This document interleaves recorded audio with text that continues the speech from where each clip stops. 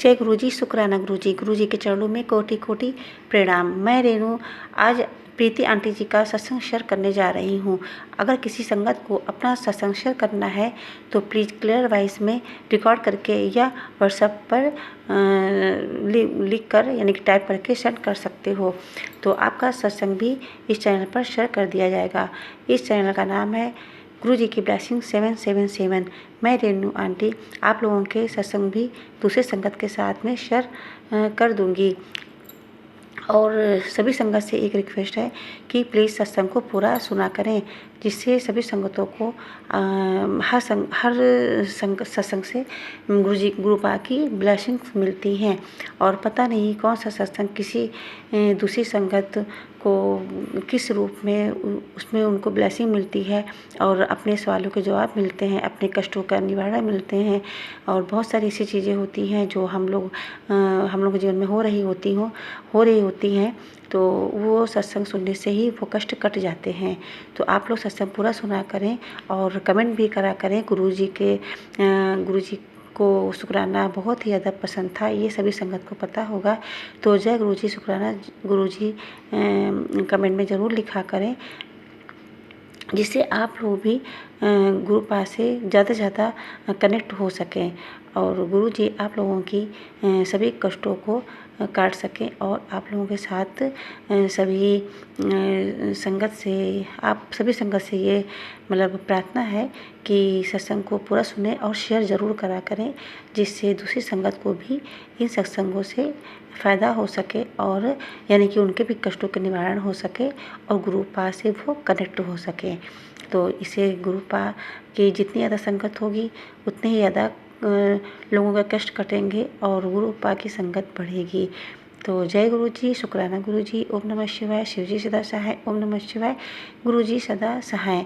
आगे आंटी जी का सत्संग है, आप लोग उसको सुनिएगा और गुरुपा से प्रार्थना करिएगा कि आंटी जी के जो भी कष्ट हैं वो गुरुपा उनके कष्टों को दूर करें। और मेरी भी ये गुरुपा से प्रार्थना है कि गुरुपा सभी संगतों के कष्टों को दूर करें। जय गुरुजी, शुक्राना गुरुजी। जय गुरुजी, शुक्राना गुरुजी।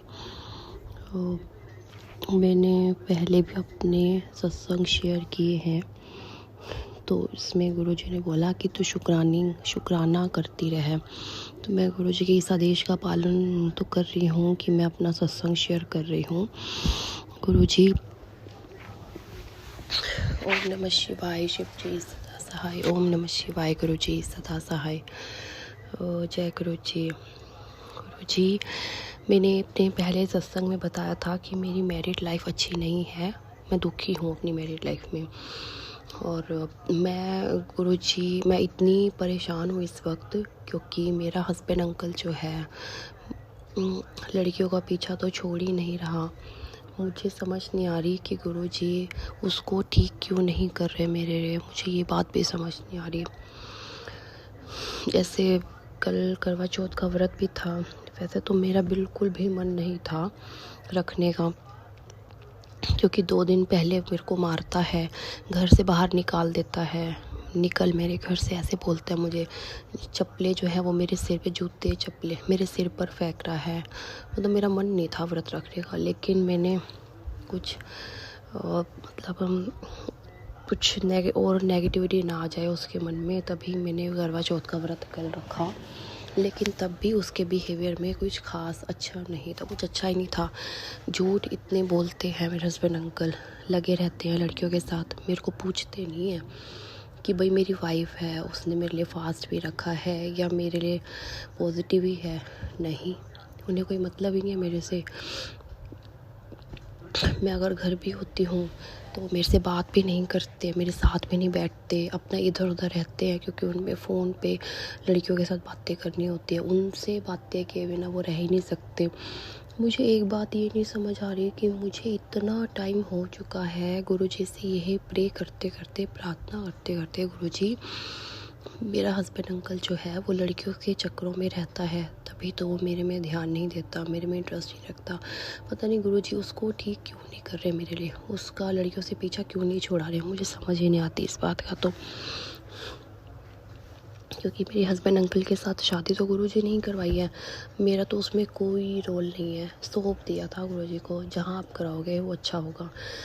मेरे गुरुजी उधर से, मैं जॉब भी करती हूँ, वहाँ का मैनेजर इतना, वहाँ का जो हेड है इतना ख़राब है, इतना गंदा है, मुझे छुट्टी तक नहीं देता।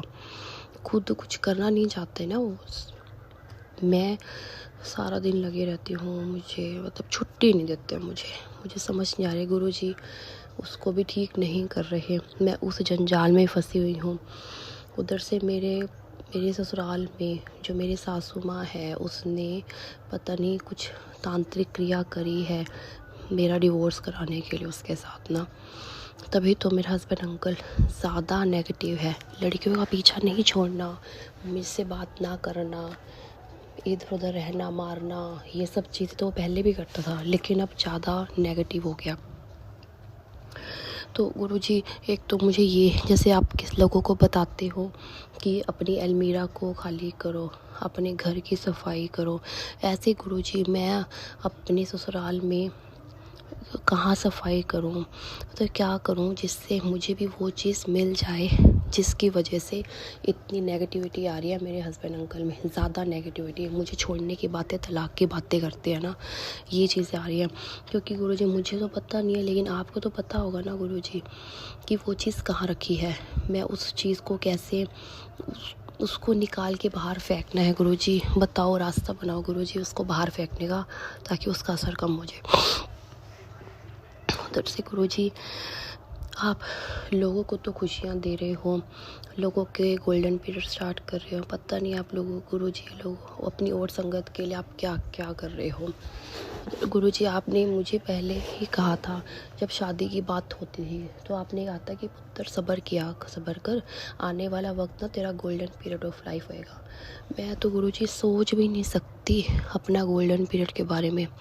मैं अच्छे दिन में अगर मैं 2 बार मुस्कुरा लूँ वो भी बड़ी दूर की बात है। मैं हर वक्त चिंता में ही रहती हूँ मैं, तभी तो मेरा चेहरा इतना ख़राब हुआ पड़ा, इतनी मैच्योरिटी आ गया मेरे चेहरे पर, इतने डार्क सर्कल आ गए वही चिंता की वजह से कि पता नहीं मेरी ज़िंदगी कैसे बीतेगी इसके साथ ना। और मुझे इस बात की समझ नहीं आती कि गुरुजी के हाथ में क्या चीज़ नहीं है। जब मेरी बारी आती है तो गुरुजी की शक्तियाँ पता नहीं कहाँ चली जाती है, पावर्स गुरुजी की पता नहीं कहाँ चली जाती है, मुझे तो ये भी नहीं समझ आती। गुरुजी हो सके तो कुछ दया कर दो मेरे ऊपर भी। मेरे हस्बैंड अंकल लड़कियों का पीछा छोड़ दे गुरुजी, सच में उसका पीछा छुड़ा दो। एक नॉर्मल बात करना, लेकिन लड़कियों से मिलना भी, उनसे बातें भी करना, मेरे पर ध्यान ना देना, मतलब कोई पॉजिटिविटी नहीं है उसके मन में मेरे लिए। तो मतलब मैं कहाँ जाऊँ गुरुजी, आप डिसाइड कर दो कि मैं कहाँ किसके दर पर जाऊँ। मैं आपके दर पर भी आई थी गुरुजी, हस्बैंड अंकल के साथ ही यही प्रे किया गुरुजी कि मेरा हस्बैंड अंकल को ठीक कर दो, वो लड़कियों का पीछा छोड़ दे, सब पॉजिटिव हो जाए। फिर भी कुछ नहीं हुआ, पता नहीं गुरुजी आप मेरे साथ तो ऐसा क्यों हो रहा है। मुझे आपको प्रार्थना करने का भी गुरुजी कोई फ़ायदा सा नहीं हो रहा। इतनी पूजा पहले करी उसका भी कुछ फ़ायदा सा नहीं लगता मुझे, क्योंकि इतनी मतलब समझ नहीं आ रहा मैं क्या करूं गुरुजी। मैं तो गुरुजी आपसे मैं फिर वही प्रार्थना कर रही हूँ कि मेरा हस्बैंड अंकल लड़कियों का पीछा छोड़ दे, लड़कियों के जंजालों से निकालो उसे। सबसे ज़्यादा यही गिरता है उन लड़कियों पर कि उनको यही मैसेजेस करना, मिलना उनसे, पता नहीं क्या क्या उनकी पैसा पूसा भी देता है उनको। एक तो इस जंजाल से निकालो। तो ऐसे गुरुजी तांत्रिक क्रियाओं का भी जो असर हो रहा है ना, उसको भी रास्ता बनाओ, उसका असर ख़त्म करने का हस्बैंड अंकल पे। वो कहाँ पड़ी है मुझे बताओ गुरुजी, ताकि उस बताओ, हेल्प करो, सहायता करो गुरुजी मेरी। उधर से तीसरा जॉब करती हूँ तो मेरी तो वो जो हेड है मेरे ब्रांच का, उसको भी ठीक कर दो मेरे लिए। इतनी दुर्गति कर रहा है वो, इतना तेज है गुरुजी वो तो। लेकिन आप कहाँ होते हो गुरुजी जब वो मेरे साथ ऐसा बिहेव करता है। वो उसको ठीक कर दो गुरुजी। मेरा जो जहाँ मैं जॉब करती हूँ वहाँ का जो हेड है उसको भी ठीक कर दो, मेरे को वहाँ पर भी रोना ना पड़े। अभी इस वक्त जो मेरी मैरिड लाइफ के हालात हैं उनको देख देख के तो मैं रोती तो रहती हूँ। उधर से जॉब जाती हूँ वहाँ पर भी मैं रोने लग जाती हूँ, क्योंकि वहाँ के हालात भी 1% भी ठीक नहीं है, 1% भी। उधर से गुरुजी ने काका तो मुझे दिया, बच्चा दिया मुझे, उसका भी हेल्थ का ध्यान रखो मालिक। उसको लगा रहता है कुछ ना कुछ, उसकी हेल्थ का भी ध्यान रखो। और इनके विचार, मेरे ससुराल पक्ष वालों के हालात, वहाँ से हालात मेरे ठीक कर दो, उनको पॉजिटिव कर दो, सब ठीक कर दो। और जी आपको सौंप दी थी अपनी ज़िंदगी, लेकिन जब सौंपने के बाद भी कुछ रिज़ल्ट अच्छा नहीं आ रहा, ऐसे दुख वाले दिन ख़त्म नहीं हो रहे, रोना पिटना ख़त्म नहीं हो रहा गुरुजी, तो क्या होगा फिर मेरा गुरुजी? मन बहुत भटकता है, मेरा दिल दिमाग शांत नहीं है गुरुजी। मेरे अच्छे दिन कब आएंगे, कुछ तो बता दो गुरुजी मुझे। मेरा दिल दिमाग शांत नहीं रहता, भटकता रहता इधर उधर, क्या होगा मेरा, कैसे होगा है। और गुरुजी मेरी अरदास की तरफ भी थोड़ा ध्यान दे दो, अरदास पूरी कर दो मेरी। 6 साल हो गए गुरुजी आपको कहते कहते कि मेरी अरदास पूरी कर दो। जो अरदास मैं गुरुजी आपसे, आप मेरे अरदास में जो कुछ भी है ना, वो आप लोगों के लिए कर रहे हो, और मेरे लिए क्यों नहीं कर रहे नहीं पता।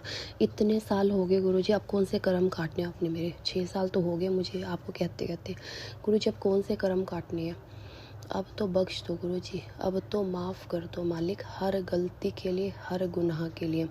अब तो मेरी ज़िंदगी को बेहतर कर दो कुछ गुरुजी, स्टार्ट तो कर दो गुरुजी, अभी से स्टार्ट कर दो मेरी ज़िंदगी को बेहतर होना। उधर से मेरे मम्मी पापा, मायके में मम्मी पापा, वो भी परेशान ही रहते कि हमारी लड़की बिल्कुल भी सुखी नहीं है, रोते हैं कभी।